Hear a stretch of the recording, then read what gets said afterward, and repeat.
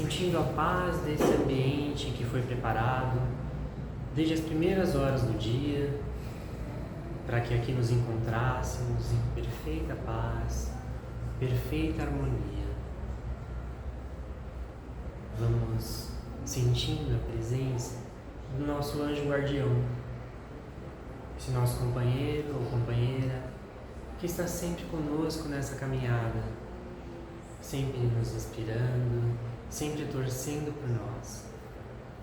Agradecemos com um sorriso esse nosso companheiro invisível e pedimos para que esteja conosco sempre.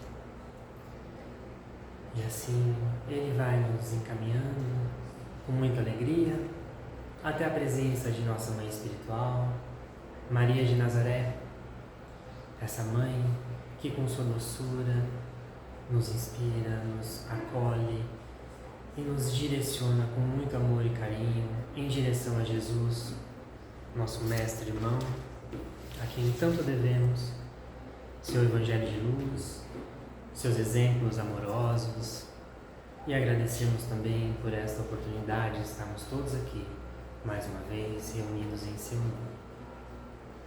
Esse nosso irmão nos direciona agora até Deus, essa força criadora a quem tanto devemos, tudo que somos, tudo que temos, nosso passado, nosso presente e nosso futuro.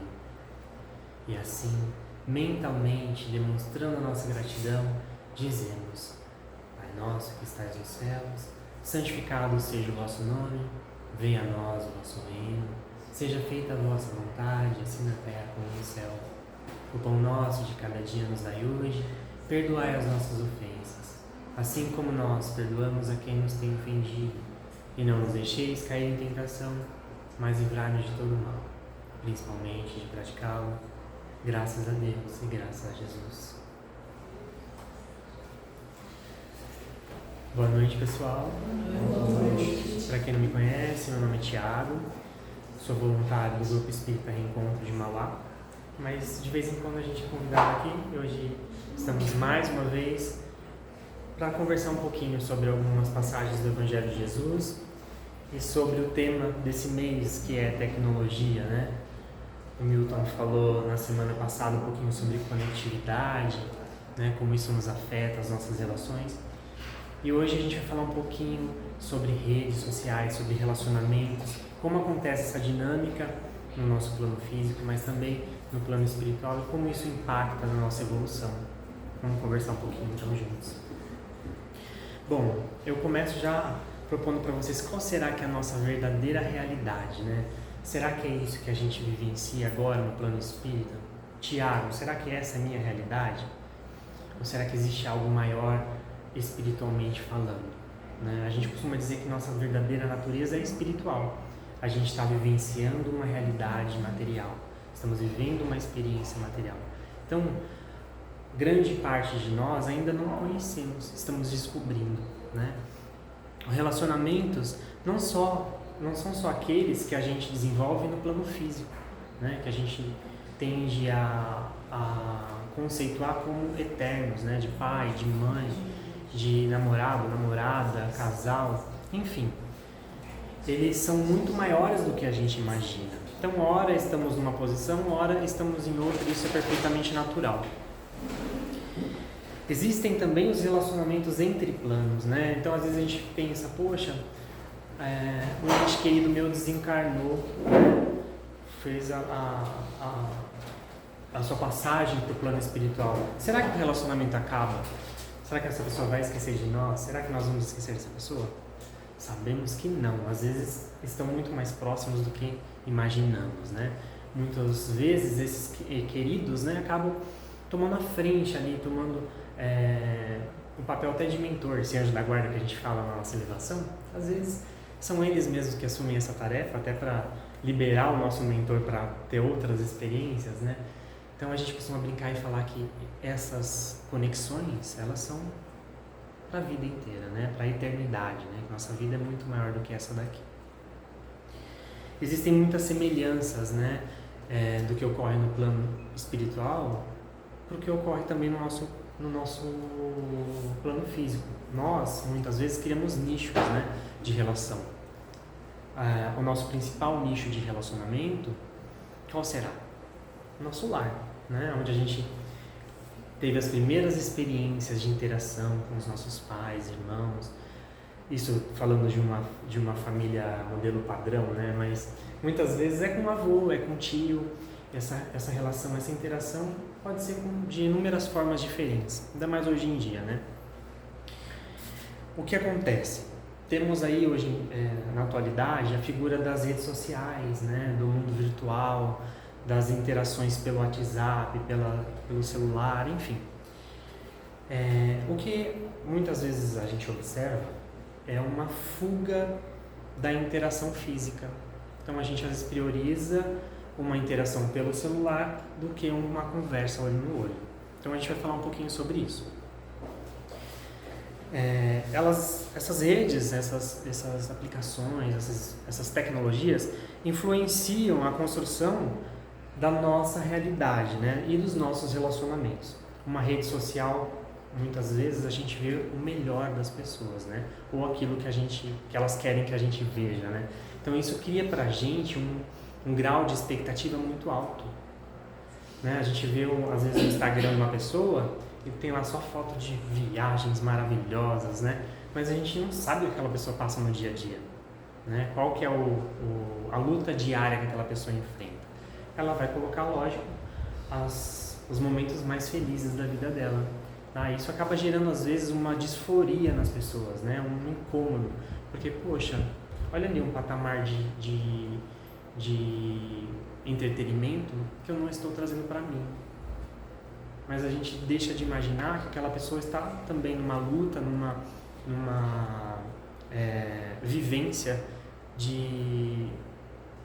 que leva ela também a casos de sofrimento, de dor, mas ela não vai com certeza colocar numa rede social. Quais patamares, então, a gente está criando e exigindo de nós mesmos e das pessoas com as quais a gente se relaciona? Será que são patamares muito altos? Né? A gente às vezes vê nos noticiários, naqueles noticiários não tão legais, né, bacanas, né, de fofoca, por exemplo, a gente vê falando de relacionamento de celebridades e tal. Será que a gente às vezes não traz aquilo para o nosso relacionamento também? Então é para a gente refletir mesmo sobre isso, né? Qual é a parceria que eu idealizo para a minha vida? Né? Qual é o parceiro ou parceira que eu idealizo para mim? Qual filho ou filha que eu idealizo para mim? Né? Às vezes a gente acaba percebendo que existe esse desconforto, existe essa expectativa. Será que existe alguma utilidade em a gente viver tentando mudar um passado ou um acontecimento que já se sucedeu, se a gente pode olhar ele com um olhar de explorar, de entender e trazer algum entendimento para nós?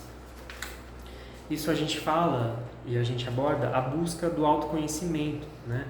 Que ela está em contraste com essa fuga de realidade que a gente vê nessas redes sociais, nesses relacionamentos virtuais. Decisão. Será que eu quero realmente me conhecer melhor? Ou será que o perfil que eu criei para mim numa dessas redes é o perfil que eu me idealizo como vivenciando, né?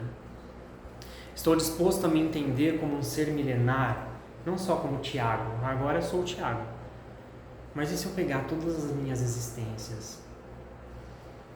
Será que eu me vejo como um ser milenar? Para a gente refletir também. O que fazer, então, quando a gente descobrir algo, quando a gente sentir algo mais nessa vivência?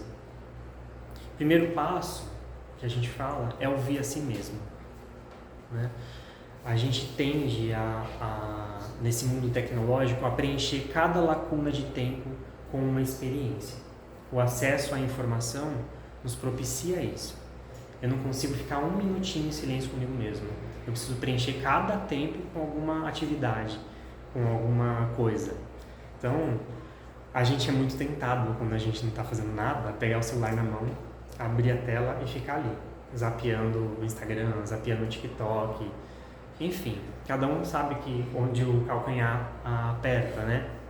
Então, é isso. A gente não consegue ficar 5 minutinhos meditando, né? Quando a gente está aqui aguardando o Evangelho, por exemplo, a gente tende a puxar um papo ou a mexer no celular. Eu mesmo mexi no celular algumas vezes quando estava ali aguardando.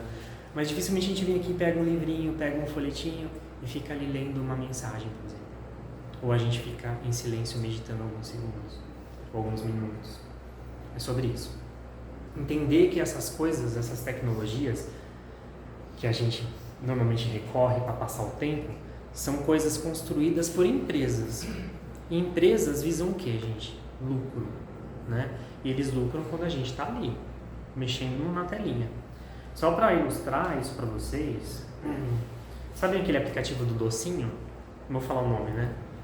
Acho que pode falar, né? O Candy Crush, por exemplo, só ele tem 100 milhões de usuários diários. Muita gente, né? Eles lucram por dia $900 mil. Então, esse joguinho ele é construído com cores, com estratégias, para a gente ter essa sensação de que nós somos o herói no jogo. Então, a gente fecha ele, mas a gente já está pensando, poxa, eu preciso voltar naquele negócio para passar aquela fase. Então, eles são construídos de maneira para que a gente fique realmente preso. Assim funciona todos os outros aplicativos. Então, é o Instagram, é o Facebook, enfim, é tudo que nos prende a esse mundo tecnológico, tá? Eu não estou dizendo que a gente tem que pegar e jogar isso tudo fora, né? Se a tecnologia está aqui, temos mídias maravilhosas, músicas maravilhosas, né? É para a gente realmente usá-la em nosso favor, tá? Mas a gente não pode se tornar escravos dessas ferramentas que foram criadas para nos ajudar, certo?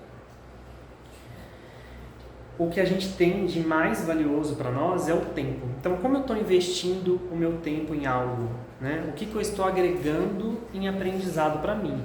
Fiquei 2 horas jogando um joguinho. Poxa, 2 horas lendo um livro, né? Ou vendo um filme interessante, um documentário. O que agrega mais? Fiquei 2 horas lá zapeando o Facebook. É sobre isso. Então, para a gente refletir como estamos usando o nosso tempo. Isso pode acontecer num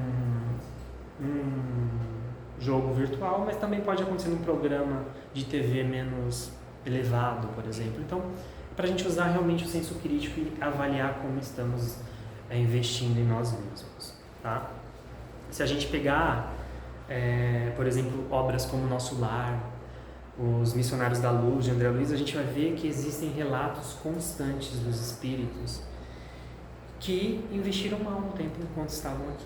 Então, se distraíram nessa materialidade toda, que a gente acaba se inebriando mesmo, acaba se distraindo, é normal. A gente acaba acreditando que isso daqui é nossa vida. E a gente acaba não focando também na vida espiritual, que é também importante. Tá? Como eu disse, um livro tem poucas chances de competir com o celular.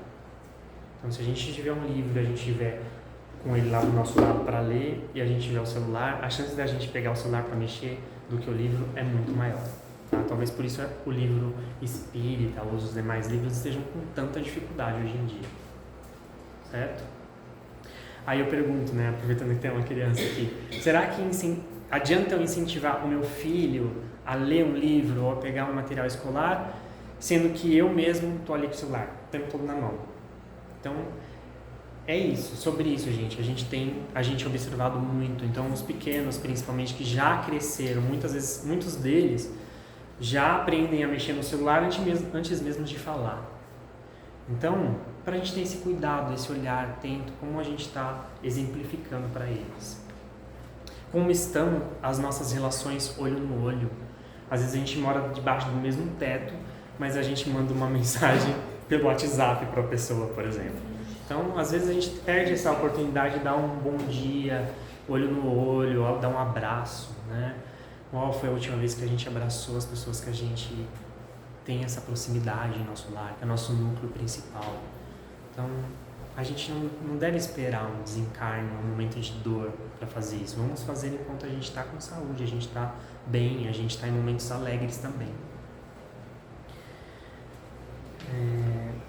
Tecnologia e o foco nas coisas importantes. Então, mais uma vez, eu digo que uma coisa não deva suprimir a outra. Então, a gente tem que buscar sempre um equilíbrio nessas tecnologias no nosso dia a dia, nessas relações virtuais, nessas redes sociais. Não estou falando para vocês apagarem o Instagram, apagarem o Facebook, mas terem um bom senso, senso crítico de quanto usar aquilo, quanto tempo vou ficar no mundo virtual, quanto tempo vou ficar no mundo real, né? Para a gente ter esse poder de decisão. A gente pode usar a tecnologia para aprimorar o nosso crescimento espiritual? Sim. Com certeza, né? Então, se a gente pegar palestras no YouTube, livros, trechos de livros online, tem muito por aí, gente. É com certeza muito útil. A vida não se resume em momentos singulares, né? Muitas vezes a gente coloca um peso muito grande sobre um fato, um acontecimento. Quantas vezes a gente não viu aquele post no Facebook de alguém que a gente fala, isso daí foi para mim, isso foi uma indireta, né? Então, muitas vezes a gente tende a pegar aquilo com um peso muito grande, né? E aí a gente está dando um peso às vezes muito maior do que a pessoa colocou. Então, para a gente não ter essa ideia de que um pequeno momento vai ditar toda a nossa trajetória, que é muito grande, é muito rica. Eu coloquei também que a gente não é o papel que a gente está exercendo agora, né? Eu sou um professor e estou dando aula. Esse não é a minha realidade somente, propriamente dita, né? Eu posso abrir, expandir minha mente para outros campos também de atuação. Então, para a gente não ter não ficar preso aos estereótipos, né, ou aos tipos que a gente cria para nós mesmos, para a gente se dar essa oportunidade de mudar, porque muitas vezes as pessoas vão para a rede social para dar um escape para aquilo que elas não conseguem ser na vida real. Então a gente vê pessoas criando às vezes perfis falsos ou perfis mirabolantes ou fogem da realidade, né? Que você vê aquela pessoa, vi seu perfil lá na rede social, vi você real, não parece a mesma pessoa. Quantas vezes, né? E aí a gente vê essa dinâmica de você colocar para si um modelo tóxico de padrão que a sociedade exige, que a sociedade quer e que não é necessário. Então, para a gente conseguir atuar mais naturalmente, a gente pode, né? Nós podemos nos ver como seres que não estão nessa casca. Não somos essa casca, né? Estamos vestindo essa personalidade atual, mas a gente pode ser o que a gente quiser, tá? Na vida real.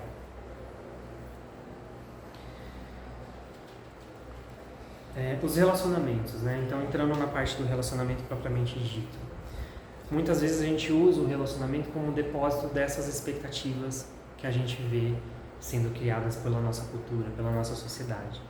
Então, a gente pode pegar o senso estético, né, ou os padrões estéticos que costumam aflorescer a cada momento e a cada ocasião da nossa sociedade. Então, ora é um estilo, por exemplo, de roupa, ou de sobrancelha, ou de corpo, ou padrões que são impostos como belos.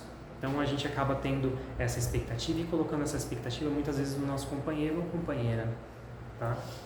Então, é para a gente ter essa análise crítica também sobre isso. Como a gente está se relacionando com o outro? Qual o impacto das nossas expectativas no outro, né? A realidade virtual influencia, sim, essas percepções, essas emoções e podem criar padrões inalcançáveis de relacionamento. Tá? Então, às vezes, a gente se fecha ali numa redoma, dentro de uma casinha, e a gente não se abre para o mundo, porque a gente cria esses padrões e essas expectativas. A gente pode criar uma estratégia de como lidar com os nossos sentimentos, escutando cada um deles, ao invés de simplesmente colocar esses sentimentos que a gente às vezes julga fraco ou julga de uma maneira ruim, a gente acaba colocando para debaixo do tapete, para o nosso porão emocional.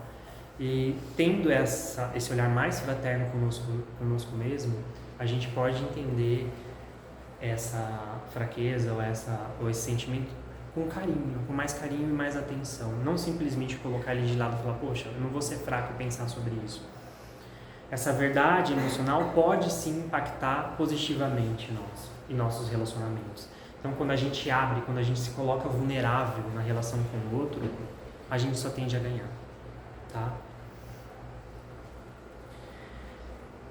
A gente tem a citação de um trecho do Consolador, do Chico Xavier, que fala sobre as mentiras que nós contamos para nós mesmos, né? E que a gente vê isso no nosso cotidiano, infelizmente, né? Que para nós acaba sendo um atraso evolutivo, acaba sendo algo que nós colocamos para trabalhar sempre depois. Então, quando a gente prefere lidar com as nossas verdades, independentes de como elas são vistas por nós mesmos, a gente pode ter um resultado mais benéfico na nossa caminhada.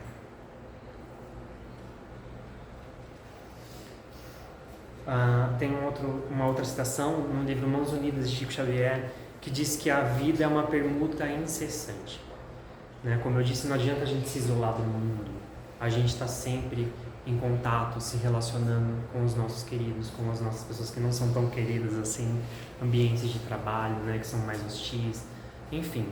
Essa permuta é necessária e é para o nosso aprendizado. Todas as dificuldades têm alguma utilidade. A responsabilidade de viver e as escolhas moldam a nossa existência, né? Então, esses desdobramentos de escolhas, elas acabam construindo a nossa identidade, desde quando a gente é pequenininho até quando a gente cresce. E é um exercício de desapego àquelas características que eu disse no comecinho para vocês, que a gente julga serem parte de nós. Então, quando a gente fizer esse desapego, falar, poxa, eu não sou assim, eu posso mudar, aí a gente vai começar a trabalhar com mais vontade nesse autoconhecimento. A mensagem de André Luiz sobre renovação espiritual nesse trecho do Consolador, né? Ele fala sobre a necessidade de renovação espiritual e na nossa capacidade de se reinventar. Então, muitas pessoas, ele inclusive vivenciou isso, né? Ele esperou desencarnar para começar a se reinventar como pessoa. E a gente não precisa esperar chegar uma doença, esperar chegar um momento difícil. A gente pode se reinventar todos os dias. Basta que a gente abra a nossa mente. Existem estratégias práticas para a gente iniciar esse processo sem martírio, sem sofrimento. Como eu olho e como eu trato as outras pessoas. Se observar melhor.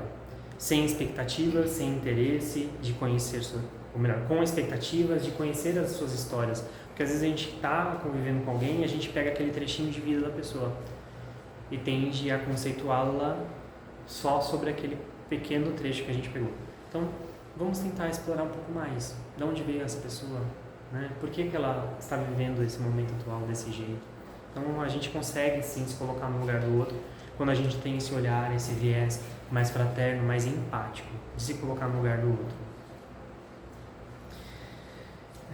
Deixa eu ver se a gente tem um pouquinho. Temos tempo ainda. Então, um chamado para viver a nova fé e contribuir para a restauração da fé viva e entendimento humano à luz dos ensinamentos de Jesus. Jesus praticava o quê? Tolerância.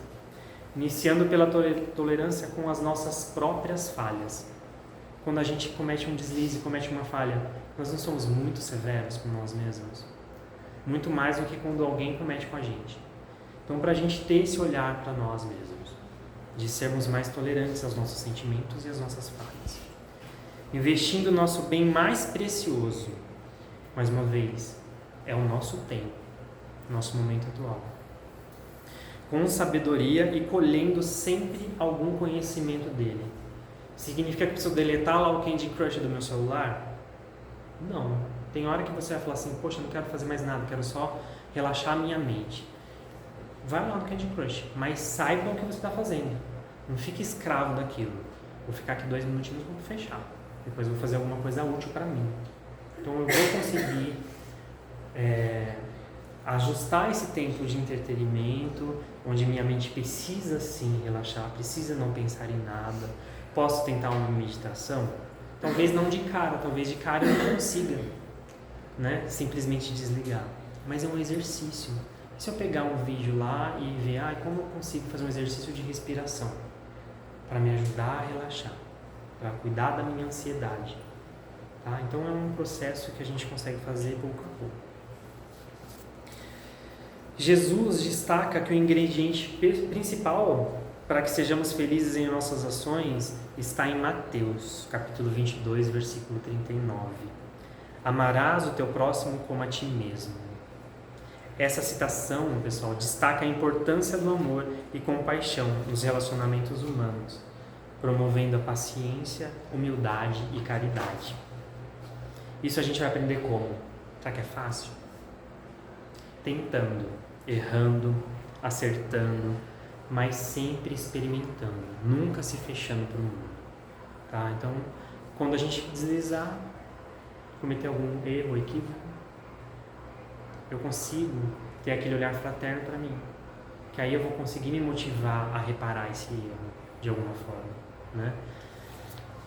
Eu deixo aqui então para a gente como reflexão final que a nossa meta de relacionamento é aprender a amar. Podemos começar aprendendo a nos amar, como Jesus nos ama. Paulo explica um pouco como é esse amor. O amor é paciente, o amor é bondoso, não inveja, não se vangloria, não se orgulha, não maltrata, não procura seus interesses, não se ira facilmente, não guarda rancor. O amor não se alegra com a injustiça, mas se alegra com a verdade. Tudo sofre, tudo crê, tudo espera, tudo suporta. Muito obrigado.